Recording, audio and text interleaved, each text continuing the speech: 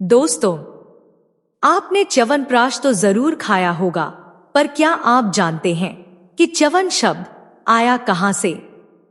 यह शब्द आया है महर्षि च्यवन से, जो एक बहुत जर्जर रूप से वृद्ध थे, लेकिन उनकी अप्सरा के समान सुंदर पत्नी थी।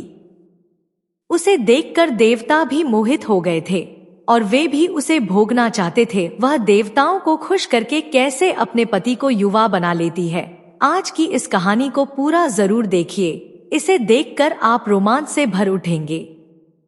हमारे इस चैनल को लाइक, शेयर और सब्सक्राइब करके हमें सपोर्ट कीजिए। इससे हमें प्रोत्साहन मिलता है और नए वीडियो बनाने की ऊर्जा भर जाती है। आइए कहानी शुरू करते हैं। एक सरोवर के निकट, जो मानसरोवर की तरह सुंदर और रमणीय था, महर्षि च्यवन तपस्या कर रहे थे। उनके शरीर को दीमकों ने अपना घर बना लिया था और वे ऐसे लगते थे मानो कोई मिट्टी का ढेर हो। उसी सरोवर के निकट राजा शर्याति की राजधानी थी। एक समय की बात है, राजा शर्याति उस सरोवर के निकट विहार करने के लिए आए। उनके साथ उनके बहुत सारे मंत्री और सेना भी थी। राजा शर्याति की एक सुंदर पुत्री थी, जिसका नाम सुकन्या था। वह भी अपने पिता के साथ उस सरोवर के समीप आई थी। चंचलतावश राजकुमारी सुकन्या सरोवर के निकट पुष्पों को ढूंढते हुए इधर उधर घूम रही थी। वहीं पर उसने मिट्टी का ढेर देखा, जिसमें से 2 छिद्रों से रोशनी आ रही थी। सुकन्या कौतूहलवश वहीं पड़ी लकड़ी लेकर उन छिद्रों को छेद दिया। ऐसा करते ही वातावरण में जोरदार चीख की आवाज निकली और उन छिद्रों से खून की धारा फूट पड़ी। वास्तव में वे 2 छिद्र महर्षि च्यवन की आंखें थीं, जिनसे रोशनी निकल रही थी। आंखें फूट जाने के कारण महर्षि को बहुत दुख होने लगा। महर्षि च्यवन एक सिद्ध और तपोधन से युक्त ऋषि थे। उन्होंने अपने अंतर्ज्ञान की शक्ति से सब कुछ जान लिया और क्रोधित होकर राजा शर्याति के सैनिकों, मंत्रियों और स्वयं राजा का भी मल मूत्र बंद कर दिया। राजा शर्याति ने अपनी पुत्री की इस भूल के लिए च्यवन ऋषि से क्षमा मांगी। च्यवन ऋषि के कहने पर बहुत सोच विचार करके राजा शर्याति ने अपनी पुत्री की इच्छा का सम्मान करते हुए सुकन्या का विवाह च्यवन ऋषि के साथ कर दिया। च्यवन ऋषि को बुढ़ापे ने घेर लिया था। उनकी 2 आंखें भी सुकन्या के कारण चली गई थी। विवाह के बाद सुकन्या च्यवन ऋषि की बहुत श्रद्धा के साथ सेवा करती थी। वह हर दिन ब्रह्म मुहूर्त में उठ जाती और च्यवन ऋषि को भी उठा देती। शौच आदि दैनिक कार्यों में च्यवन ऋषि की मदद करती। दातुन करने के लिए उन्हें सहायता करती। नहाने के लिए गर्म जल च्यवन ऋषि के सामने उपस्थित कर देती। स्नान करने के बाद ऋषि को नए वस्त्र पहनाती और उन्हें उनके ध्यान स्थल में ले जाकर बैठा देती। ध्यान के पश्चात महर्षि को वह फल खाने के लिए प्रस्तुत करती। फलाहार के बाद महर्षि फिर से वेद पाठ में लग जाते। दोपहर में मुनिवर को भोजन प्रस्तुत करती और उसके बाद मुनिवर को आराम करने के लिए कहती। रात्रि होने पर वह मुनिवर को सुला देती। सुकन्या की यही दिनचर्या थी और वह निष्ठा पूर्वक अपने पति की सेवा करती थी। वह बहुत ही निर्मल मन वाली स्त्री थी और साथ ही एक पतिव्रता नारी भी थी। एक समय की बात है, अश्विनी कुमार, जो देवताओं के वैद्य थे, महर्षि च्यवन के आश्रम के निकट पधारे। उन्होंने देखा कि च्यवन ऋषि की पत्नी सुकन्या अभी अभी स्नान करके नदी से आश्रम की ओर जा रही है। सुकन्या अत्यंत सुंदर दिख रही थी। उसके सारे अंग बड़े ही कोमल थे। अश्विनी कुमारों ने जब सुकन्या को ऐसी मादक स्थिति में देखा तो वे काम से आतुर हो गए और उसे भोगने के लिए उनमें वासना जग उठी। वे सुकन्या के पास आए और उनसे पूछने लगे, देवी, तुम कौन हो? तुम्हारे पिता कौन हैं? तुम किसकी पत्नी हो और किसकी बहन हो? इस आश्रम के निकट तुम क्या कर रही हो, यह बताने की कृपा करो। अश्विनी कुमारों की बातें सुनकर सुकन्या ने कहा, मैं राजा शर्याति की पुत्री सुकन्या हूं। मेरे पिता ने मुझे मेरी इच्छा से च्यवन ऋषि को पत्नी के रूप में सौंप दिया है। मेरे पति अंधे हैं और बुढ़ापे ने उन्हें घेर लिया है। सुकन्या की बातें सुनकर दोनों अश्विनी कुमारों की आंखें चमक उठी। वे कहने लगे, बड़े आश्चर्य की बात है कि तुम जैसी सुंदर और सुकोमल कन्या अंधे और बूढ़े च्यवन ऋषि की पत्नी है।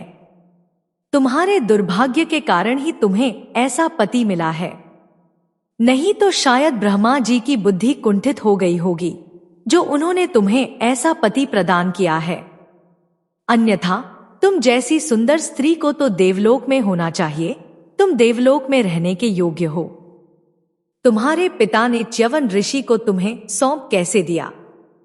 कोई पिता अपनी पुत्री के साथ ऐसा व्यवहार कैसे कर सकता है?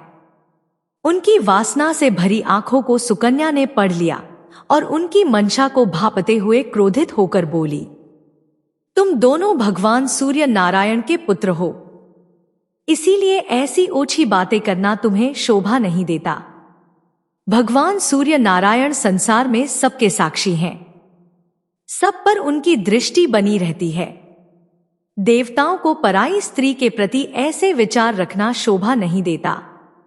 आप लोग इसी क्षण यहां से चले जाइए, नहीं तो मैं आप दोनों को श्राप दे दूंगी। मैं एक पतिव्रता स्त्री हूं और प्रत्येक स्थिति में मैं अपनी पति के प्रति निष्ठावान हूं और उनकी सेवा करती ही रहूंगी। यही मेरा धर्म है। सुकन्या की बातें सुनकर अश्विनी कुमार आश्चर्यचकित हो गए और साथ ही काफी लज्जित भी हुए। श्राप की बात ने उन दोनों को भयभीत कर दिया। तब अश्विनी कुमारों ने सुकन्या से कहा, देवी, हम तुम्हारे धर्म पालन से अति प्रसन्न हैं, इसीलिए तुम्हें वर देना चाहते हैं। अगर तुम चाहो तो अपनी शक्तियों से तुम्हारे पति को हम अपने समान युवक बना सकते हैं। फिर तुम हम तीनों में से किसी एक को अपना पति चुन लेना। अश्विनी कुमारों की बातें सुनकर सुकन्या शीघ्र ही अपने पति च्यवन ऋषि के पास गई और उनसे कहा, स्वामी, इस समय अश्विनी कुमार हमारे आश्रम पर पधारे हुए हैं। मुझे नवयुवती देखकर वे दोनों काम से मोहित हो गए थे। मैंने जब उन्हें अपने धर्म पालन के बारे में कहा और श्राप देने की बात कही तो वे मुझ पर प्रसन्न होकर आपको अपने समान नवयुवक बनाना चाहते हैं। अश्विनी कुमारों ने यह शर्त रखी है कि जब वे आपको उनके समान ही नवयुवक, सुंदर और नेत्रों वाले बना देंगे तो मुझे तीनों में से किसी एक को पति रूप में चयन करना पड़ेगा। यह बात सुनकर मैं आश्चर्य में पड़ गई हूं और इसी विषय में आपसे पूछने के लिए आई हूं। इस समय मुझे क्या करना चाहिए, यह बता दीजिए। च्यवन ऋषि ने कहा, प्रिय, तुम इसी समय उन अश्विनी कुमारों की बात मान लो और उन्हें वहां पर ले चलो। च्यवन ऋषि की आज्ञा पाकर सुकन्या शीघ्र ही अश्विनी कुमारों की बात मान गई और उन दोनों को च्यवन ऋषि के पास लेकर आई। दोनों अश्विनी कुमारों ने च्यवन ऋषि से कहा कि वे उनके साथ नदी के जल में डुबकी लगाए। तीनों ने एक साथ ही जल में डुबकी लगाई और जब उठकर खड़े हुए तो तीनों एक समान ही दिखने लगे। तीनों ने एक ही साथ, एक ही स्वर में सुकन्या से कहा, देवी, हम तीनों में से किसी एक को तुम अपना पति बना सकती हो। जो भी तुम्हें अधिक प्रिय लगे उसे अपना पति बना लेना। अपने सामने एक समान तीन पुरुषों को देखकर सुकन्या बहुत ही आश्चर्यचकित हो गई। वह इस सोच में पड़ गई कि इन तीनों में से उसका वास्तविक पति कौन है। मैं यह कैसे निश्चय करूं कि मेरा पति कौन है? मेरे सामने तो यह बहुत ही कष्टदायी परिस्थिति उत्पन्न हो गई है। अपने पति को छोड़कर किसी दूसरे को मैं कैसे अपना पति बना सकती हूं? अब मुझे क्या करना चाहिए, किससे सहायता मांगूं? ऐसे विचार सुकन्या के मन में आ रहे थे। उसने अपनी दोनों आंखें बंद कर ली और अपने इष्टदेव के शरण में चली गई। ईश्वर की कृपा से उसके हृदय में दिव्य ज्ञान उत्पन्न हो गया।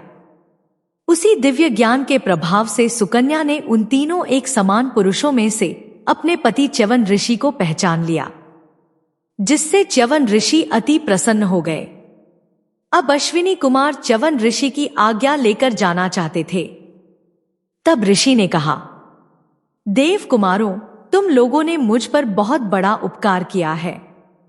वृद्धावस्था के कारण मुझे बहुत परेशानी होती थी और अंधा होने के कारण मैं कुछ नहीं देख पाता था। आप लोगों ने मुझे युवावस्था प्रदान कर मेरे सारे दुखों का अंत कर दिया है। इसीलिए आप दोनों का कोई कार्य हो तो मैं उसे अवश्य करना चाहूंगा। मुनि की बात सुनकर दोनों अश्विनी कुमारों ने एक दूसरे से परामर्श करके कहा, देवता होने के पश्चात भी वैद्य होने के कारण हम दोनों को देवराज इंद्र ने सोमरस पीने के अधिकार से वंचित कर दिया है। इसीलिए हम चाहते हैं कि आप हमें सोमरस पीने का अधिकारी बना दें। अश्विनी कुमारों की बातें सुनकर च्यवन ऋषि ने सुकन्या के पिता और अपने ससुर महाराज शर्याति के द्वारा एक यज्ञ का आयोजन कराया। बहुत परिश्रम के बाद देवराज इंद्र से दोनों अश्विनी कुमारों को सोमरस पीने का अधिकार भी दिलाया। इस तरह अश्विनी कुमारों ने च्यवन ऋषि को एक युवक बनाया था और ईश्वर की कृपा से सुकन्या ने अपने युवा पति को पहचान लिया।